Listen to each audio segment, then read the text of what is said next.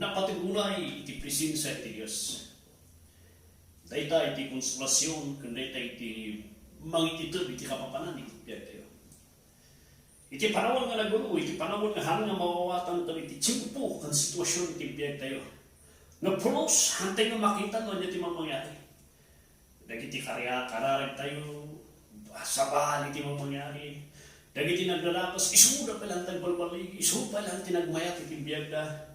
Datay mo ang nakiti ako, kasla nga, natiltil iti biyag tayo. Kasla tamot lang nga magbalbalik nga pigadan iti lubong.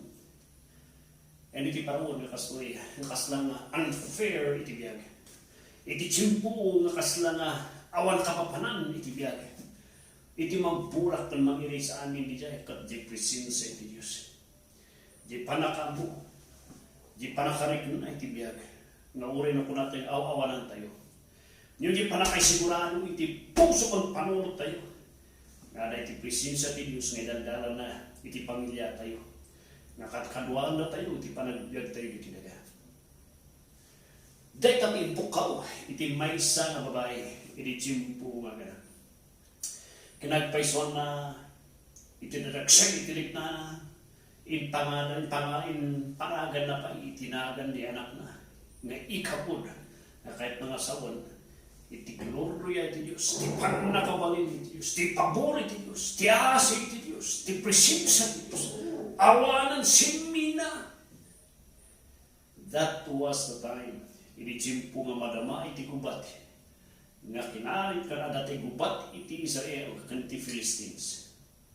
Dati di tiyempo nga di makita na iti body awan maabak tayo iti gubat may metsa nga alaan tayo di Ark of Covenant ta no adali gay isu isimbolo ti presensya ti Dios sakten nga maabak iti basit nga sao tinarigagay da aramidon nga anting-anting dijay nagbanulaw nga Ark of Covenant. Di box nga iso di mga simbolo iti presensya ni Diyos, iti kampo iti Israel. Nga hanang isinsina isuda, hanang baybayan isuda. Di box nga diay, nga mangiladawan nga ada iti Diyos, iti kampo, da iti biyag, iti tanak na. Dakulaw na nga na insulto ni Apo Diyos, tingkasta ni Phineas, kini Hofni nga anak ni Eli. Tinapasamak ti gubatan natay ni Phineas kini Hofni. Din manon, dating report, dating napasamak, naabak ti Israel. Natay di palida nga anak ni Eli. Maramdaman, din manon iti damag, kumusta nga nilitan ako kuna ni Eli. Katimbaga dati kinagpaiso na kuna da, pati sudat at natay. Hindi nangag na nga natay zona. Kastamot ti Ark of Covenant, pinaalala iti Philistines. Apo ti kibkibtot ni Eli. Natuang isuna, tinagdagsan na isuna, kinatagtaba na, naipakpak isuna, tupak ti ulo na, titenggan na, natukol iti tenggan na, titulang iti tenggan na, isutin patay na. Hindi nangag di di asawa ni Phineas, nga anak, may sama pa ng anak ni Eli. Grabe ti sangit, kung grabe ti nadagsan dating asawa ni Phineas. Maranay na nga, kaya nga tiyempo, kat masigong iso na, kat asidagan na ganak, kat iti tiyempo nga di ay naganak iso na, kat impanagan na diyanak na.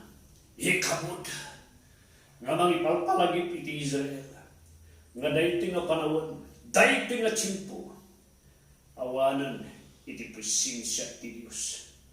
Iti nagtingahan, iti nagtao na ng Israel. Nabanor, iti presensya iti Diyos.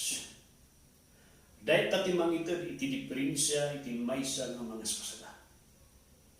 Mabaling ang kasaba, dagiti kasaba, ng timangitid, iti diferensya, iti maysa ng mga kasaba. Kat iti presensya iti Diyos, na uray basit lang timbangan, nang nagmayat impak na nga mangkarit, mangtulog iti rin na kung mang-push up iti pamati tayo nagtuloy tayo iti pamati.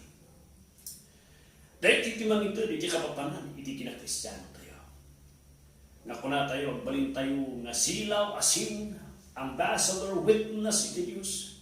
And what makes us different, dagiti secular nga ambassador kan witness iti Diyos. That is the presence iti Diyos. Ay nati diferensya na iti orno. Kunan niya po Diyos, whether there are 2 or 3 gathered in my name, referring to the church, talo tinawat bati. Hanggang po natin sa ako, uri luluwa taong talula. That is still a church kat nabanod na kanya. Ano tinangitin iti importansya kan banor iti may sa orno? That is the presence of Diyos. Iti na ito'y nalubong nga kasla nga kulungan nga iti matati di mulo kan iti jablo kat buybuyan na tayo. Tinabat-bati lang ang konsolasyon tayo. Kat timatawag nga presensya, kang gloria, pan nakabalin iti Diyos nga magsusustinar kada tayo nga iti Apo. Nagtagsan kita ang dagiti tao, iti Israel. Dumaktakal di anak ni Phinehas. Nga malaglagit dakat ni Amada, kat pastoy ti kalukwan ni Amada, and that was the time, di chimpo ni anak ni Ikabod, that was the time nga awan ti presensya ti Diyos nga mangkatkadwa kang mangidaldalan na idanak na. Kapsat,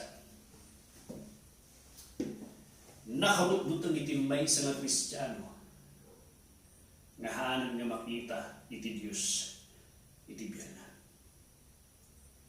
Nga iti Santo Espiritu iti bagi nga agpay sumagigyan na magsangsangin nga nga makatrabaho isuna. Nagdagsan iti rikna.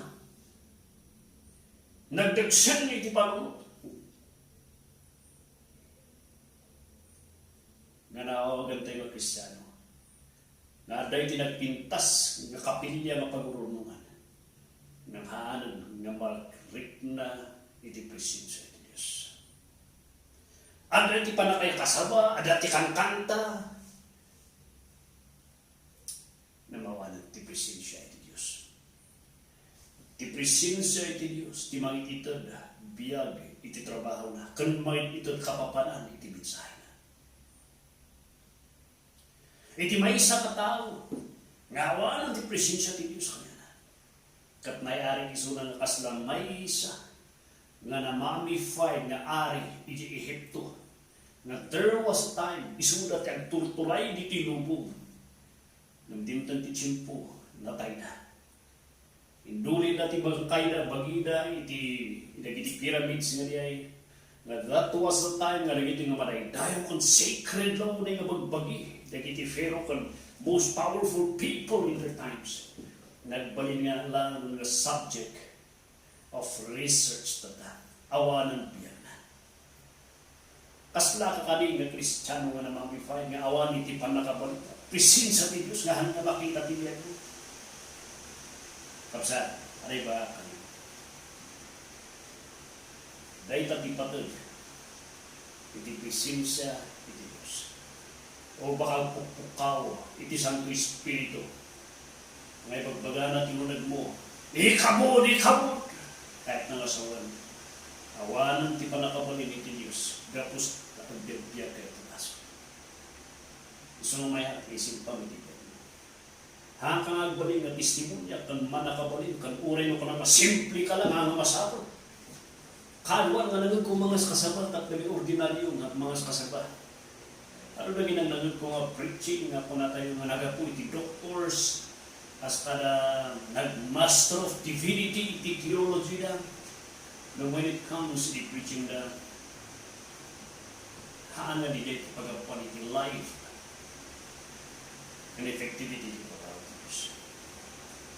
Timang ito iti biyag, iti mensahe nga may dandanon kan ti trabaho iti Diyos. Iti presensya iti Diyos. Ginagtingaan na. Kan lagi ti anak na may nabulaban. Kan may taktak doon. Kapsat. Sapay kung makapanungutan na ito eh. Panungutan na ito eh. I-review ito. 1 Samuel chapter 4 verse 1 hinggang 21. And kita ang ibagay isamuanan ng Diyos. Sapay kung makaisintang ibagay. Nagsupli kayo ito. At last kapsat. Kaya po, di mangilaran ka na kayo, iti nga busy nga season kang karawan. God bless ka rin, iti kakapsat iti abroad, iti kakailian, iti nga dati Pinas. Baga po, iti kabangbantayan nyo bantay tayo, iti bagyo kong korbilya. Kaya po, iti mang ito nagsak ka na kayo, iti na iti okasyon, kan panawan.